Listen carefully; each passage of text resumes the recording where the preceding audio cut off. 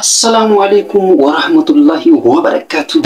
Jirtu daawwattoota usmeetu taatan hundumaa ka nageenyi keenya bakka jirtanitti isinii haa ga'u jechaa hadha qophii addaa isinii qabatee dhufee jira. Qophichi maali jettanii na eegummata. Egaa hadha maal fidee dhufe laata? Waan nama gaddisiisu moo waan nama bohaarsudha? Hadda filannoo kiyyaan isin immoo filannoo keessan guyyaa biraatiif jalatti naa barreessitu. Hadda filannoo kiyyaan wanna adda isinii qabadee dhufe. Maali laata? Wanna dhalli namaa kun yeroo ammaa wanna yeroo ammaa kana keessa jiru isiniif qabadee dhufe.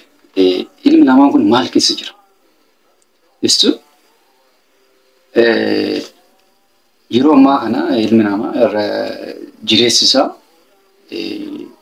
wanna uumaa rabbii keessa galee ofuma isaa kana kan rabbii miidhagina kennee fi miidhagina isaa san ofirraa hafuudhaa jira. Gama shamarraniinis gama dhiiraatiinis jechuudha. Yeroo viidiyoo kana viidiyoo isinii qabadhee dhufe kana kan waliin daawwannudha. Fuulduratti immoo yaada keessanii jalatti naa barreessitu. Kan isin gammachiisus yoo barbaadanii kan isin aarsus kan isin bohaarsus yoo barbaadanii isinii qabadhee dhiyaadha. Hadha viidiyoo xiqqoo gabaabduu isinii qabadhee dhufeera. Viidiyoo kanarraa wanna baay'ee natti dhaga'amee yennaan viidiyoo kana isinii qabadhee dhufe.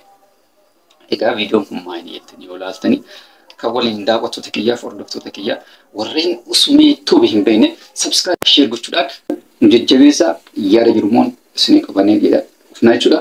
Egaa gama viidiyootti isin dabarsaa gahaadha.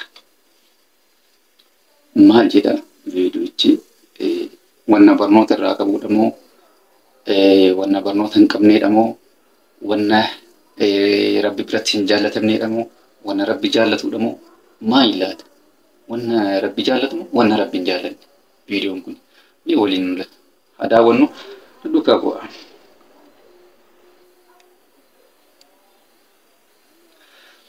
Egaa viidiyoo kun jalqaba isaa ilaalaa jirtu. Jalqaba isin agarsiisee jira viidiyoo kana. Wanna kanarraa yeroon akka amma keessa jiru kanatti ilaalu wanna kanarraa wanni kuni dhalli namaa kuni uumaa rabbi bareechee kenneef kana ofirraa fuudheeti achi kaa'ee wanna rabbi hin jaallanne keessa mokkorsuu rabbi wajjin wal loluudha. Rabbi wajjin wal loluudha. Yaani maal jedheen isin ibsa? Namni rabbi wajjin wal lole immoo jireenya isaa keessatti agam tokko rakkoodha. Agam tokko gammachuu qaba. Agam tokko rakkoon isa mudata kan jiru. Kanaaf mee namni kun uumaa rabbi bareechee kenneef kanarraa ofirraa fuudhee dhiirummaa kennee fi dhiirummaa kana immoo ofirraa fuudhee gara shamarranitti of jijjiiruudha. Naa lillahi wa Rabbi waan akkanaa keessatti waatis gocha mee wajjin maan daawwadhu.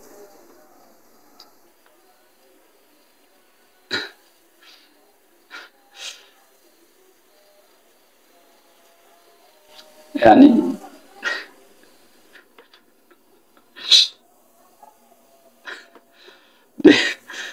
silaa namni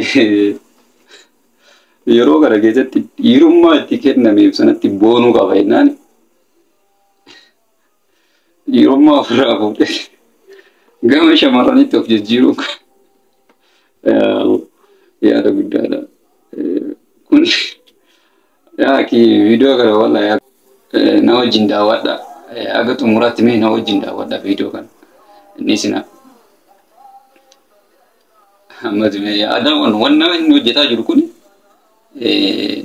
wanni inni raawwataa jiru kuni maal of gara kamitti of bareechaa jiru? Eesoof geessaa jira. one day يعني tokko diri tokko tokko amma fakkeenyaaf kun kalladha. Maybe kallina kiyya kanarratti waa dabaladha waan akkanaa godhan. Steep baasanii deemuun guddi jiraatti jechuun keessattuu shamarran tokko osoo hin taane yaani gabaabumatti wanna uumaa rabbisii kennetti boonuu qabda. Ilma dhiiras ta'e shamarranis ta'e namni nama ta'eef gadhalatee wanna rabbii kenneef uumaa rabbii kenneef sanatti boonuu qaba. Akka yaada kiyyaatti akkanatti fakkaatetti akkasii viidiyoo kana ammas hanga xumuraatti waliin daawwanna.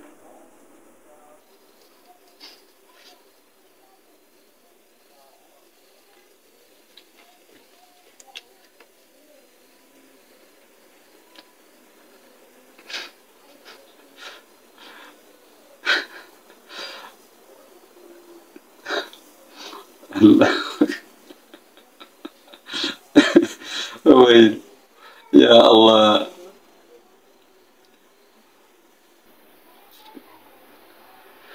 Egaa daawwattoota keenya kanaaf akkas ammas yaani egaa of babbareechaa jira namni kun baay'ee of miidhagsaa jira. Yaani yaara kaan isaa gara kamitti akka ta'e walumaan laallaa ammas nama amma duukaa bu'a. Viidiyoo kana sirriitti ilaalaa.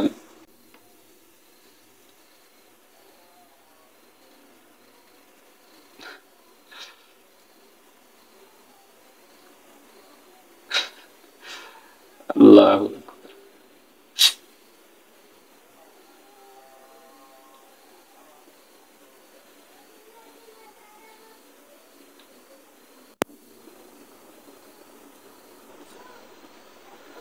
Wallahi wanna biraasni jedhu daawwattoota kiyyaa fi hordoftoota kiyyaa haasawaa baay'ee illee sun barbaadu viidiyoo gabaabduu kana isinii qabadhee dhufe namichi kun